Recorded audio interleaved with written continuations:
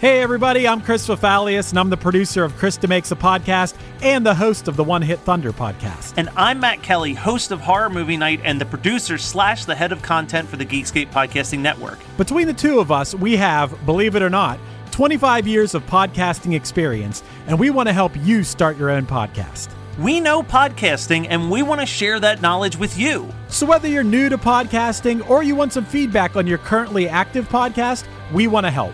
Or perhaps you're just overwhelmed with all of the editing work. Well, we can help you with that also.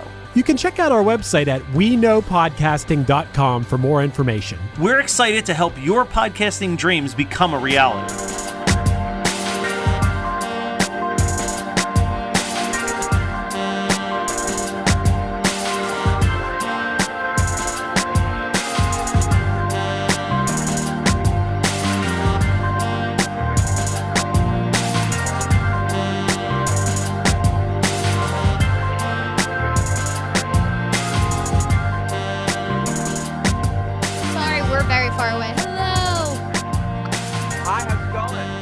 Thank you for joining us. I know, we're so excited to have you. We're so stoked. Did you watch that episode? Last night? Nice. Yeah. I actually rewatched it because I remember I was like, I might have missed some things. And, the Atlanta episode. Got it. Yeah. Oh, last night's episode. Yeah. Oh, yeah. I thought you meant the Zoe's, the new Zoe. Yeah. Yeah, we watched both. Well, I actually did not watch Zoe. I'm 3 episodes behind. But we have to watch it for this podcast. Otherwise, we would have nothing to talk to you about. Well, actually, I'm sure we could think of many things to talk to you about. But watch episode 6 and 7 and 8. 2 of the 3 are caught up. Wait. Okay, got it. Okay, so let's just say for the way. pod, we've got Kapil Tallwalker here. Yeah, we're recording right now. Yes, we're recording. We're great. so excited. He's from Zoe's Extraordinary Playlist for nobody. For anyone who doesn't know, we're very excited to have him on. We're How you very doing? excited. Hi. You guys can't see this, but he is sitting outside. We have a beautiful green tree behind him. Yes. It's really working for us. It's putting us in like this great mood. Yeah, perfect setup. You should be jealous. You can't see it. Gorgeous. Wait, the listeners can't see it, but it's beautiful. We've got trees. We've got a beautiful garden. Yes. We're not even going to talk about Atlanta. We're just going to describe the different positions we get on the camera. Now we're lounging. Love it. We're relaxed. We're lounging. We're just lounging. We're chilling today, guys. We're just, Amazing. So I have to ask, first and foremost, as a hardcore fan of the show Atlanta, why this episode? This kind of caught me off guard. Because I know that you'd probably expect me to say Teddy Perkins or the bottle episode. Yeah. I sent a text to Kathleen today and was like, I would have bet money the second someone picked Atlanta that they would pick the Teddy Perkins episode. like I would have bet hard cash, because it's like Donald Glover in that white face makeup as the creepy old man is forever burned into my brain. Like, it is the scariest thing I've ever seen in my life. It's so scary. I didn't even, first of all, when I first watched that episode, I didn't even know it was him. So Me neither. I watched it today, and he said, yeah, Donald Glover in the wave. I was like, oh my God. I didn't realize it was him either. yeah, so it's pretty crazy. And I mean, look, I have like talked about that episode, and I've also like that one, the bottle episode with Paperboy on that talk show. That one was great too. And there's a couple others that I really like, but I wanted to talk about this one in particular because of a variety of reasons. All right, let's dive into it. Yeah, let's talk let's about hear it. 'em. Wait, so let's talk about what episode it is. Oh, yeah, we should probably 'cause tell we them. haven't said that yet. So we're talking about season 2, episode 9, North of the Border. I've never seen this show in my life. I've never even heard of it, which might sound crazy to you, but this is everything we record. I'm like, I've never heard of this show before. Yeah. Is this new? And it's like, no, it's on Comedy Central. I don't know how you don't know what this show is. You're also 3 episodes behind on the Zoe arc, which is essentially my entire massive arc. She's useless. If it makes you feel better, I'm also behind on Grey's Anatomy and A Million Little Things. I'm behind on everything. I hit these like weird things in my life where I'm like, really into TV, and then I just like slowly go downhill and I stop watching it. But then I eventually come back You up know, and we have a TV podcast. Blame it on the pregnancy. yeah, I'm also 20 weeks pregnant. So like if that's not an excuse, you know. Congrats. Yeah. So Congrats. thanks. So that's my excuse for everything for the next 4.5 months is that I'm pregnant. Like, I shut can't up, do I'm these- pregnant. Yeah. All right, fine. I'm pregnant, okay? I'll get to it when I get to it. God. Yeah, No, there'll be but I plenty will. of time when you're not able to sleep taking care of a baby at 2 a.m. to get caught up on Zoe's. Yeah. I will happily talk Yeah. about Tobin's arc though, because I fucking love you on that show. You are killing it this season. Oh my side God. You know, I'm very blessed with the content and the material. The episode about systemic racism in the workplace, and that episode leading into episode 7, where Tobin like goes a little bit back to like, you know, fun Tobin on the road, you know, and then in love. There's like Yes. so many different, as an actor, it's such a joy to be able to play so many different sides to this character, dramatically, emotionally, in love, singing, dancing, all this kind of stuff. I mean, it's a dream, truly. You know what I was thinking? So I was watching Zoe last night because I was like, all right, this is my motivation to catch up. And I watched 2 episodes, which, okay, like cut me some slack. All right, I'm pregnant. So I was sitting there and I'm like, and I guess like the simple answer is like, this is why people are actors and actresses. But like, I could never sit still like that while people perform around me. Like in all the music scenes, like everyone freezes and that one person that's singing is singing, but they are like so fucking frozen. Yeah. I'm like, bravo. I mean, I'm just going to keep bragging about myself. I got headed for stardom in high school and I can't do that. And I'm obviously, thriving, headed for stardom. You can see right here, you know. I was actually supposed to be Zoe, but I turned it down. Right. It's just like, it's fascinating to me. That was like the one thing I noticed. I'm like, dude, how the fuck do they stay frozen for that long? How do we say frozen? We just don't do anything. You just like don't Yeah. move. Like How I don't. does how does it feel to know that she Staring watched, at the people in the she back. she Yeah. watched Zoe's, and she wasn't, you know, yeah, you're fine at acting and you're really good at singing and dancing, but it's your ability to stand perfectly still that really floored her. Now Apparently. that's something Really I was want to like, talk about. Yo, look, we haven't caught up with the episodes. These are the questions. That's why we keep her on the pod. She asks the tough questions. Look, let's do it right now. Tobin's breaking out in songs. Don't move. It's easy. Shut Yeah, up. I just I think the nailed hardest it. thing I will say is I'm just floored by the choreography of it all. Yeah. I mean, I saw a tweet from Austin Winsberg probably after Sunday's episode, and he was just like, every episode feels like an opening night and then it's over, so he feels like so many emotions going through it. And Yeah. I remember like every time I've ever performed in something, like when it ended, I'm fucking devastated. Yeah. And seeing that tweet, I'm like, wow, every episode really is such a performance, such a show, such like a the reason I like Zoe is because like there's a overarching arc, but then there's also like every episode has something they're tackling or its own story that's happening. I just fucking love it. It's so Yeah. good. I'm like so impressed by it. Yeah. I mean, Mandy Moore is incredible. Every song, there's sometimes we rehearse for days and days and days. For example, the chair number in episode 2, where Baby Did a Bad Thing. That one we had to rehearse for so long, and there's some that we just rehearsed for a few hours, and we're like, now let's go. She just knows how to get into our brains individually on what she needs to execute her vision of this, and then being able to help us help her. Because like knowing how our bodies walk and our bodies move and how to serve the vision that she wants best, that's what's so exciting about it. She and the whole team dance, you know, Jillian Myers, Jeff Mortensen, the 3 of them are so talented. And something that I look forward to constantly on the show is when we go up there for team dance, because it's like we're just playing and we're making something together from scratch. And she's got this idea and we're willing to let things go and make things and there's sometimes we make changes on the fly, you know. And Black Man in a White World, you know, going back to your question about staying still, I actually was still the whole time watching Black Man in a White World. And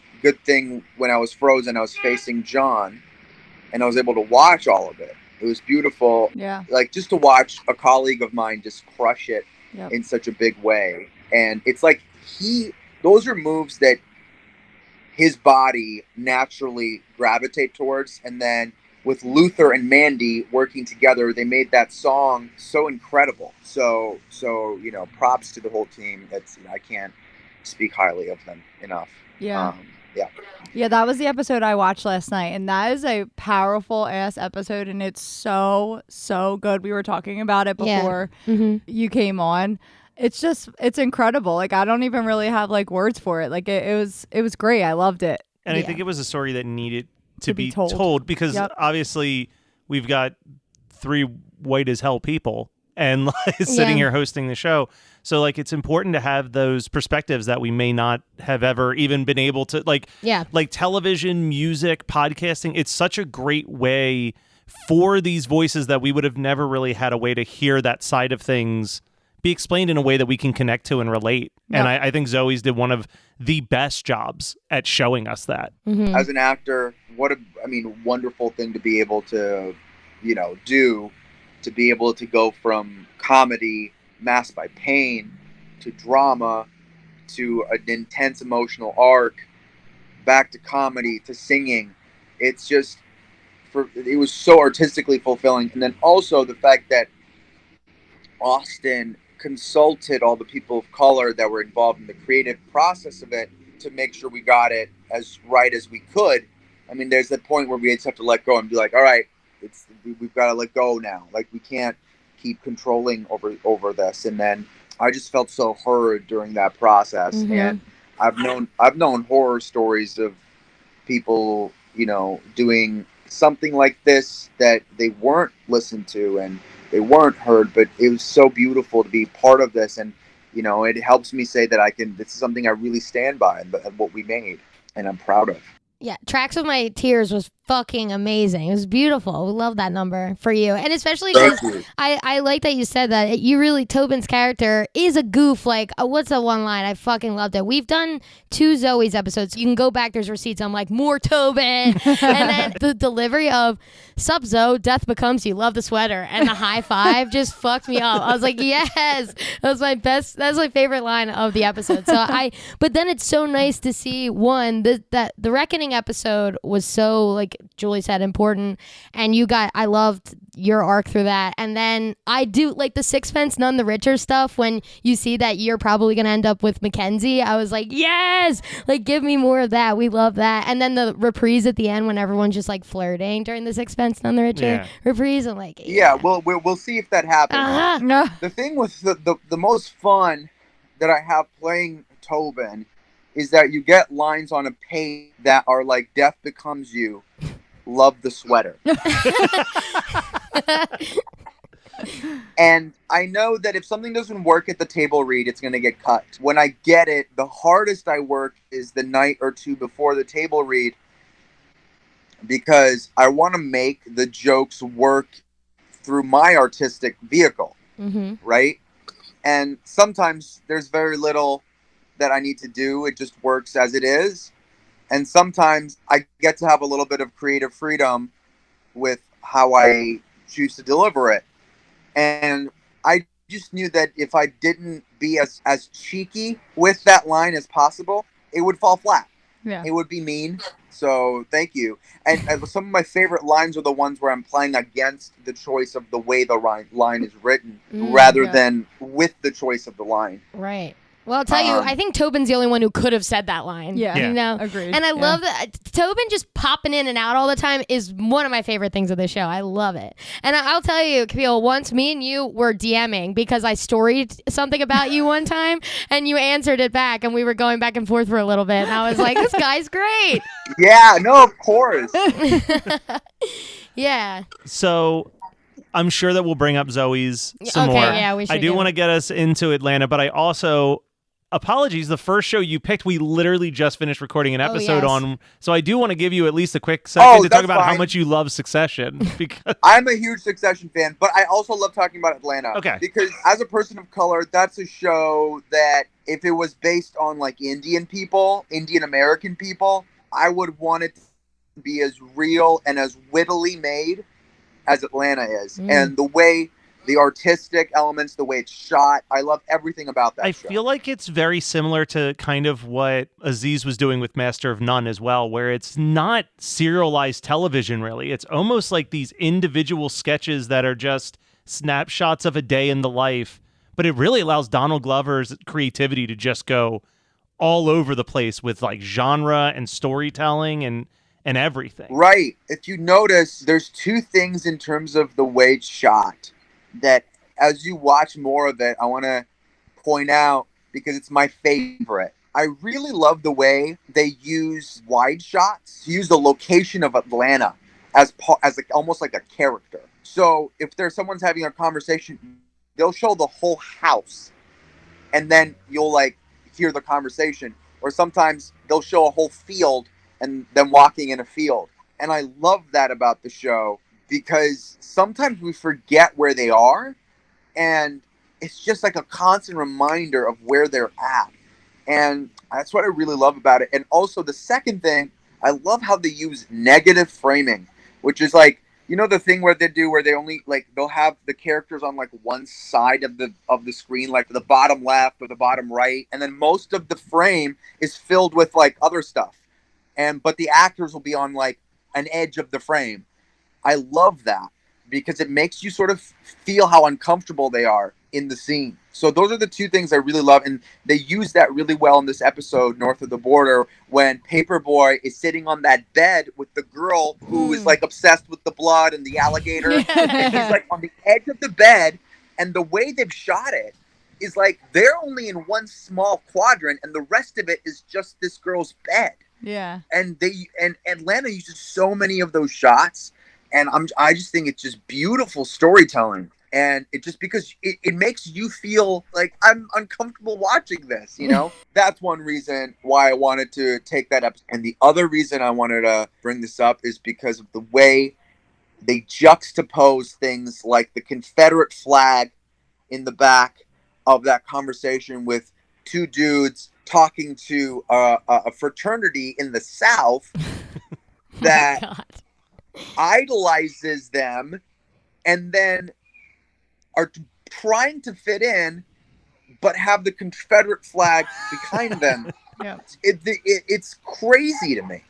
It's so beautifully done. I want to get your thoughts on the episode. I love that you explained the first bullet. I love that that's one of the reasons you chose this. It so shows that you're like in the biz and are aware, because everything you're explaining to me, like how you were feeling watching it, is how I felt, but I don't know that I could pinpoint that as I watch. Like, oh, I'm feeling uncomfortable with them, not only because they're making me feel uncomfortable or whatever, but because of the way that they shot it. And that's something that like I really wish I could be more knowledgeable about and be able to pick out. Yeah. So I love that. I've never seen this show before. It's been on my list for a really long time because I love Donald Glover. I sobbed when Troy left Community because he was the best character. It's like, and this is obviously so different than Community. This happened really fast. So thank you for coming on really fast, but I was going to binge the whole damn thing. So I watched the pilot and then I watched the, what's it called? Teddy Perkins. Teddy Perkins episode. And I was like, okay, cool. Like, as if that's supposed to give me an idea of what this show is. Like, not really. But when we get into it, I'll talk about it. I like it. I'm going to go back and re-binge the whole thing because why not? It's only 21 episodes and I love him. Yeah. But I knew that this was one of those shows because one of my best friends, Kevin, was recommending it to me. So it's one of those shows where I knew I was going to be reading recaps and reviews. I do that to every show anyway, because I knew that the thing that made this show so special is the way they shoot it and is all of Donald's like subtle genius in it, you know? Well, and I would say rewatching it, one of the things, because I binged this in like a day and a half, like the whole series. So like, I don't think a lot of it stuck with me that first time. So like, when I was rewatching it, one of the things that jumped out to me, and this I guess comes from like being someone who grew up watching so much Wes Anderson, so much like Kevin Smith, so much of these like indie filmmakers that are very character based, is the little character decisions that add that element of reality to it. And like the thing that jumps to my mind is like the choice of Darius to just jump up and walk across the picnic table when they're walking over to the girl's house. Like stuff like that, where I'm like, I have a friend in mind that I know if we were walking somewhere and there's a picnic table, he's going to jump up and walk across the picnic table for no real reason. Or the conversation in the back of the car where the bodyguard's just like, yo, I think someone's tailing us. Nah, never mind. They turned. And it's like, I feel like that all the time if a car follows me for more than 2 turns. Yeah. Oh my God. There's sometimes I won't even put on my turning signal because I think someone's following me. And I'm like, I'm going to turn. It's so perfect because it's like, what I love about that is like they use that to like get me to relate to it, which is awesome. But what it like storytelling wise, it's to set up that that's the sort of person the bodyguard guy is. Yeah. He's like on edge and he will like is like trigger happy with his bodyguarding. Even like the attention to detail. And like, obviously this is a show that's rooted in hip hop and R&B just out the jump. So like something as subtle as the fact that Ern, Paperboy, and Darius are wearing the pajamas from the TLC Creep music video is like so funny and such like a great little like in reference. Because I noticed it at first, I was like, yo, Darius's pajamas are incredible. And then as they all showed up, I'm like, it's the Creep music video. They're dressed like TLC. That's so funny. Yeah, one of my favorite things about Atlanta is the misdirects that you never know. You think you know where something is headed, but it's never that place. And when you bring up the pajamas, I'm like, wow, like what a like red herring, which is sort of like the whole show where like you think it's gonna be this, but it's really like, what? How did that happen? You know? Because like any other show, this would end with Ern winning the boxing fight against the bodyguard. Like it would be like a hero's journey. But in Atlanta, we literally just watch him get the shit beat out of him. Yeah. Which I hated. I was like totally rooting for him. I hated the fucking bodyguard. I thought he was so annoying. I was like, beat the shit out of him. Dude, Donald Glover's acting when he's almost down for the count on the very first punch is so funny to me. I know. Yeah.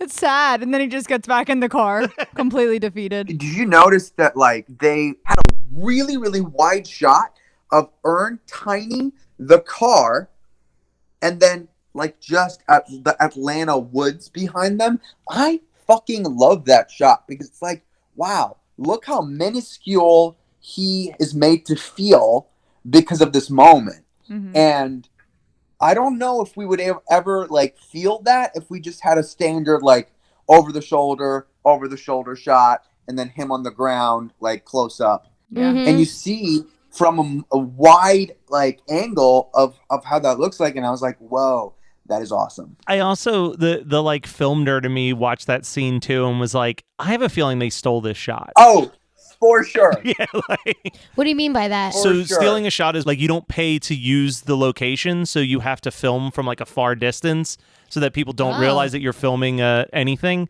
So like a lot of Curb Your Enthusiasm's stolen shots because they're not going to pay money to like film a scene where he's talking to Hurley on the street, for example. Yes. So like remember that was like shot like really awkwardly? Yeah. It's because there was probably like a crew like 2 streets away trying to film it in a close-up so that people didn't know that they were like walking around something being filmed. I have a question. Is there, so the 3 episodes I watch, honestly, like Donald Glover, besides being the actual scary person in the other episode I watch, does he, like, I watched the pilot and then I watched exactly 19 episodes later and he doesn't look like he has any more clout or respect from the gang. Do we ever see any wins for Ern? Well, I won't ruin it for you, but I will say though that no. It's like Curb in the sense it's like you actually sort of want him to lose sometimes because you want him to learn his lesson. And I know you mentioned, by the way, that you didn't want to see him get beat up. I felt the same thing. And then on a rewatch today, I was like, yeah, he totally deserves to get beat up by this guy. Yeah, that was going to be one of my questions. Like, I was going to ask, is like he considered like a good guy or a bad guy? Because it's like, do you want it? Like, I was thinking the same way, like as someone that watches it all the time, like, is it like, are we rooting for him or like, not? are we rooting for him or are we like, no, like you deserve to get the shit beat out of you? I mean, for a show like this, it's so rooted in reality. It's kind of more of like in real life. There isn't really like good guys, bad guys. There's just people acting in desperation to change their situation. And he just goes about it in really kind of fucked up, selfish ways more often than not. Like the show is very much him trying to ride his cousin's success to have his own type of success. Like that is the whole premise of this show. Now, I find it interesting when you have such polarizing characters. There's not been a single episode of Atlanta that I didn't have a deep conversation with whoever I was watching with after. In a weird way, like the character that I like the most, and I think it's not a unique thought, is Darius. Of course, I yeah, like me Darius too. so much, but I also feel like Darius works as a character because his whole thing is literally just like, he's not there to impress anybody. Like, he's just gonna do his thing, and that is kind of, I think that's what makes him the most likable character, is that he's really not being selfish at all. He's not being anything, really. He has no Yeah. sort of like Machiavellian thing. He's not opportunist like the other people in the show, where they're trying to make the best of a situation and trying to get something. He's just like, I want to hang with my friends. You know what I mean? He's like, oh, I'm just gonna buy this piano. Oh, I'm just gonna buy this thing. He's not like playing chess like some of the other characters are. Dude, him sniffing out the weed at the frat house. Insane. The entire frat house scene was just so Well, insane. let me tell you. So when they show up to the frat house and they're outside and they get invited in, right? At that moment where it was cutting to the downstairs scene, which is like easily the most like what the fuck scene, I looked down because I got a text. I opened it and looked up. So 3 seconds. Like I didn't text back or anything. I was looking down. I looked up and all of a sudden there's like 10 white guys completely naked with bags over their heads and a Confederate flag, and they're just sitting on that couch. And I was like, what the fuck just happened? I was like, where did that, what? So I rewound it, of course, because to get those 2 seconds back. They sent a few episodes of the second season to the critics committee, to judge for the Emmys and the Golden Globes, etc. Right? And usually when you get these screeners, like they would blur out the penises. But what's interesting is like on Hulu, they don't. And when the show sent it to the critics, they didn't either. And I was like, that's interesting. That tells you so much. So, pardon my pun, ballsy. It's so weird to me because like I'm a person who is a fan of all types of hip hop, but it wasn't until watching this episode that I ever thought of the fact that there's a whole subgenre that they can refer to as snap music, where it's literally rapping with a snap beat in the background, and I'm like, oh yeah, Laffy Taffy is absolutely snap music. Like, That was a crazy scene. Just crazy. Also, I haven't heard that song in so long. I thought it was perfectly placed of just this Southern frat. Like, that's the song they would choose. Like, it has been immortalized because of this episode. So, like you said, it's this dude who's just so desperately trying to make Paperboy be his friend. He was the worst. Hated him. Couldn't wait for him to get off the fucking Trying screen. to wield his power, and he's just like, oh, you like snap music? Guys, dance! Yeah. Dance. Yeah. Yeah, he's like, you and Post Malone are my two favorite rappers.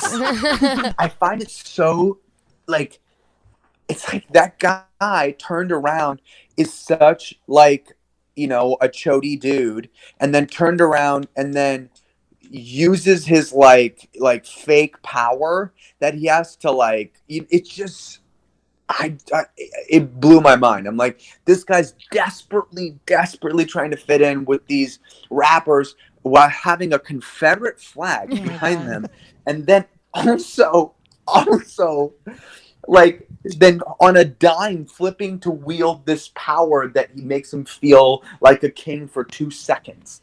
It's insane. How people can be so socially unaware is out of control. Like, these people exist, and that would be a situation.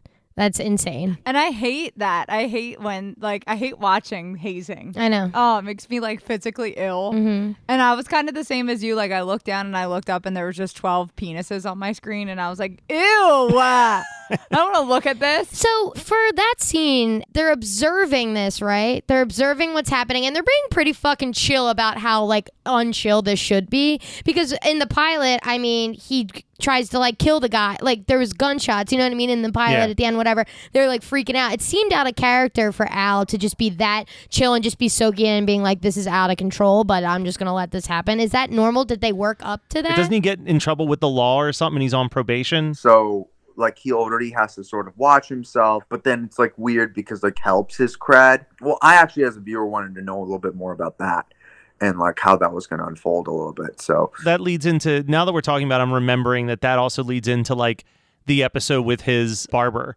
where he's trying his absolute best to walk the line, not get in trouble with the law. I love that episode so much. especially because like of the wild goose chase he goes on. It's phenomenal. It's also interesting, and you can correct me if I'm wrong, but FX really is letting this, however much time they need, they're giving it to Donald. Like, it's been delayed so many times, not even just COVID. Like, the last season came out in 2018, right? It's been a while. Yeah, it's been especially a for little bit. such short seasons. Like, they must really respect, and like there's a lot of respect on this show to just be like, whenever you can make it, we'll put it out. And they're doing 2 seasons this year, Yeah. right? I think so, yeah.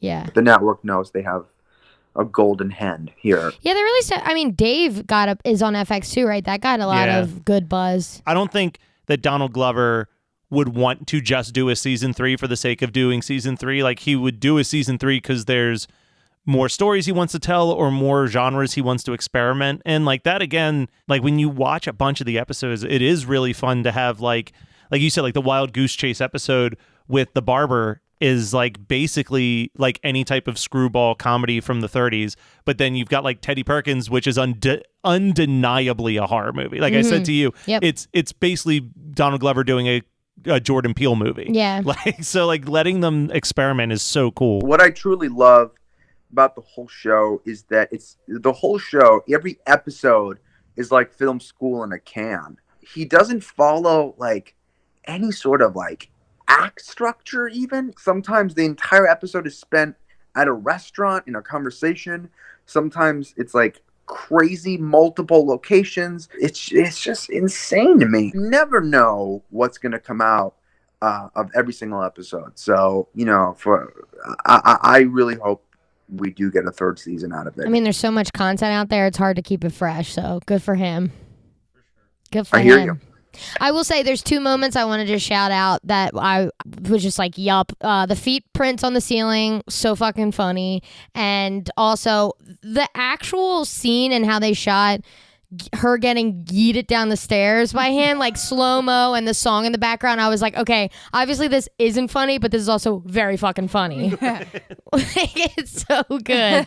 I was like, oh no, don't do it. Just And also the way they did it with the slow-mo. It's like, oh, you're using slow-mo for that. That's breaking of, and another like tension and release. Every scene has some sort of like built-up tension, release. the gun was freaking me out, but that was also very funny. The way he was acting with the gun was really funny. Like, it was making me nervous. It was like the bang bang scene and this is the end or whatever. But I loved it, but I was like, oh, stop. I thought he was going to shoot through the front windshield or something. I know. I think we nailed it. Yeah, I think we got everything we needed. Thank you so much for joining us. Yeah, thank you. You're the best. And I love that you guys break down episodes like this. This is such a great concept. Love it. Love. Open door whenever you want to come back. Yeah, Thanks. for sure. I can't wait to see you get with Mackenzie. That wraps it up for today. Oh, yeah, I guess we should end it, huh? Kathleen is so flustered. I wish you guys saw how like flushed her cheeks are. I'm fucking dying. That's so funny. He's so cute. I should have fucking roasted you like you did with me with Joshua. I'm like, Kathleen said she wanted to kiss you. I wish I was Mackenzie. He is Kathleen so cute. said that she wants to go by Mackenzie now, and we didn't know why, but now we know. No, he was great. So charming. I hope you all enjoyed that episode. Stay tuned. Stay tuned. Stay tuned for next weeky. That was so cute. No touchy. I got you.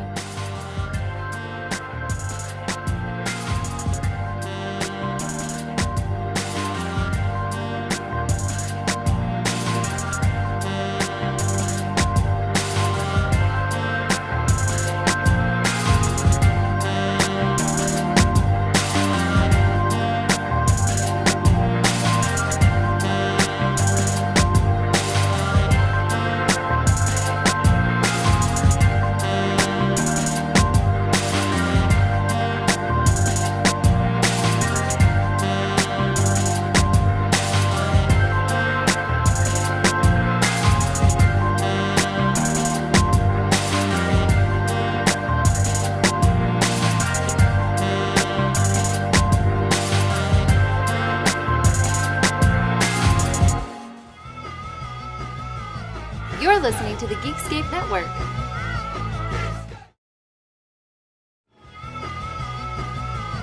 You're listening to the Geekscape Network.